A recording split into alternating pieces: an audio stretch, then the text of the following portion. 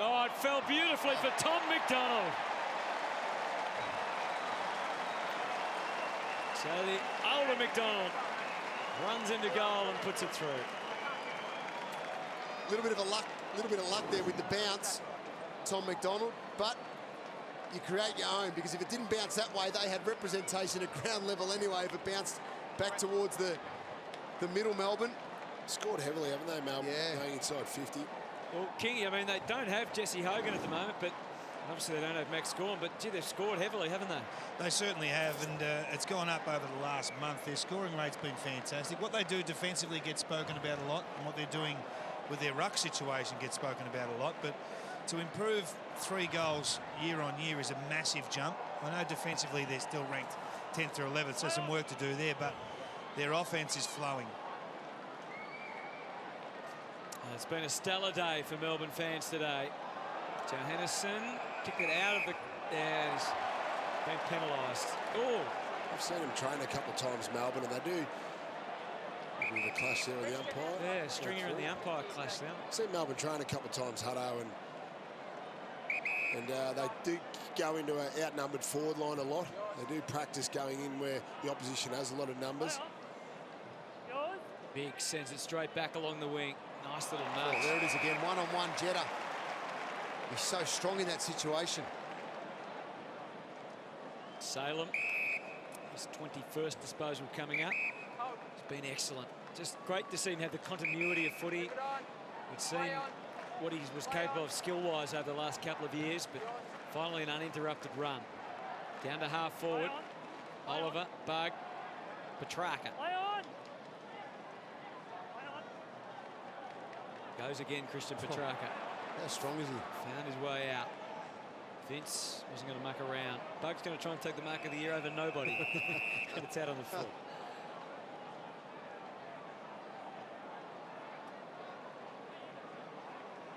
Play on inside, play on. Biggs. There's only one avenue for him there. Play on. Back to Cordy.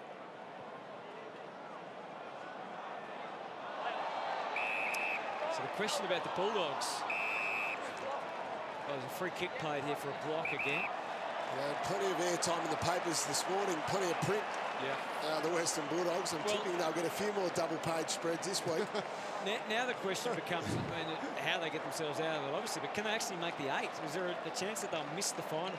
Of course there's a chance, because they haven't qualified. They haven't got 12 wins yet. I think we'll see a new premier in 2017. So you're right. Written them off. Writing them off. The Bulldogs. What we see today, it's going to be a huge transformation for the Western Bulldogs to succeed this year on today's performance. And I know things can change, but it's becoming consistent, this type of performance for them. It's hard to break that system sometimes. They did have periods of the back end of last year, though, where they struggled, John. Didn't they, the Western Bulldogs? But it seems to be a little bit more alarming, the problems this year.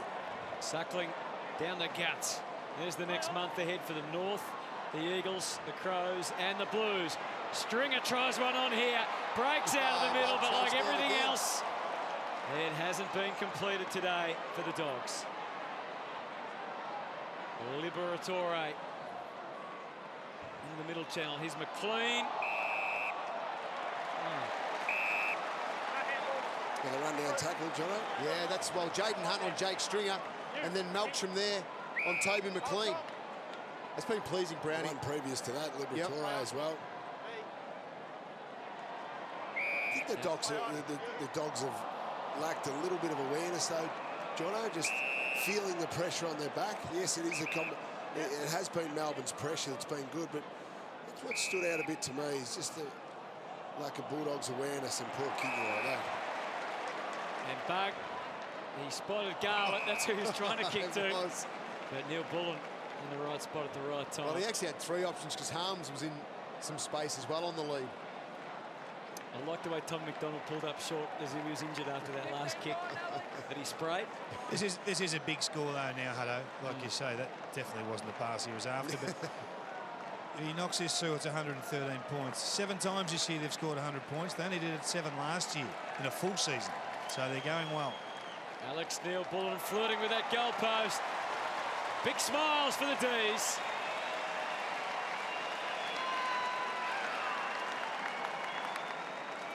And their fans staying to sing the song with great gusto. I think the few of the Doggies fans might have just slipped out. What you like too, Hutto, just on that point of scoring, is there's been 11 separate goal kickers, which is great. Always a great sign. The more goal kickers you can get into your team, the more chance you have going into September. Makes you harder to plan against. It's harder for opposition sides to scout. There's their next 4, the Demons. West Coast on a 6-day break, over in Perth. Sydney on a 6-day break.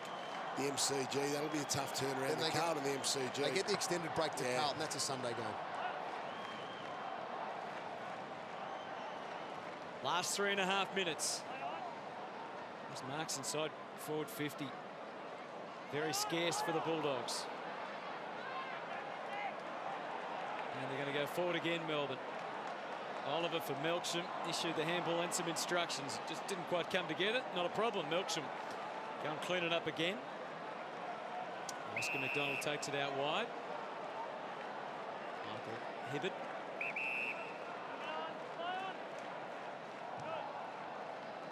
Possession number 25 to half forward. Roughhead climbing. Picken. Forced backwards again, and they're on the back foot so often today. Suckling. Eventually their hands get them into the clear. McRae for Daniel. He's just going to mark it before Neville Jetta arrived on the scene. And he saw something he liked out at half forward. Stringer. He's kicked it 75 metres, but well astray. So, yeah, Melbourne, 11 separate goal scorers, 5 of those multiple goal scorers, Jono. Whereas the Bulldogs, they've had they haven't had one multiple goal scorer on their side of their 7 goals. So it is a problem for them at the moment that you look at them every week and you go, where are their goals coming from? Now, who's going to be able to stand up and kick a 3 or 4 goals when the side is struggling a little bit? That's right. Boyd's not getting too much of a look down there. Stringer, the same, and Tory Dixon, the 3 players that dominated that along with Liam Picken last year.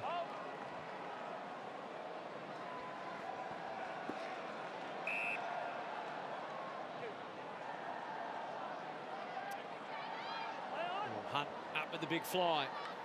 Hunter for Cordy. They've been pretty busy back there. The Bulldogs' defence. Easton Wood trying to generate something. Goes back to Jack McRae. Disposal 23. Picking again to full forward. And Hibbert is everywhere right now. For his 27th disposal. It would be tough giving votes today from a Melbourne point of view. They've had just dominant players everywhere. Who would you go for, Jono? Thanks very much for that, Hutto. you walked straight into Hibbert's that. won. Hibbert's definitely won today. He's been excellent defensively. Jack Watts, I'd give a couple too, even though he hasn't played the last quarter. So Christian Salem, the last 45 seconds.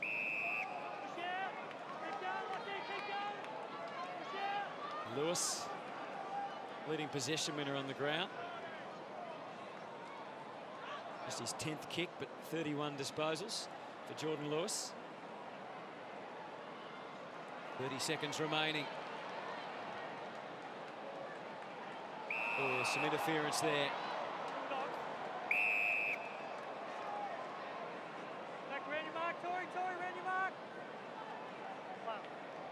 Little give.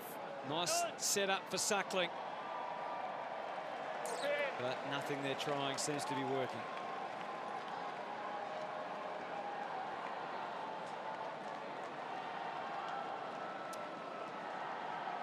So it's going to be a big noise out of the Melbourne fans when the siren sounds. And the countdown is on. Less than 10 seconds to go for what has been a huge win this afternoon for this Melbourne team.